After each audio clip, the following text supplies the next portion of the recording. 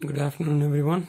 I hope you would have watched my video regarding how the Puluz three-way GoPro stick is after say 8 months.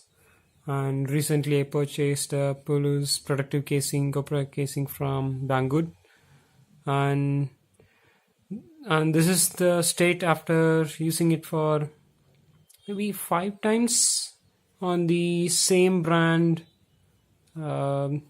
stick. So how I used it is, so you see here the nut over here, right? So this goes into this gap, so like this. So if you observe closely, you could see some bits and pieces stuck inside.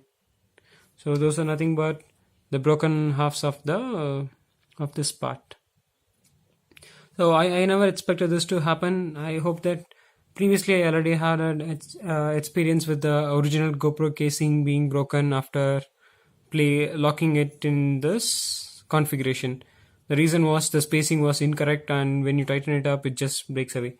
I highly hope that the same brand one, Puluz, will have a correct matching dimensions and it will work out. But unfortunately, no, it didn't. It just broke one more piece, and it's around what, maybe $5, $6 loss. Like, instead, I would have bought the original one and make sure I didn't break anything.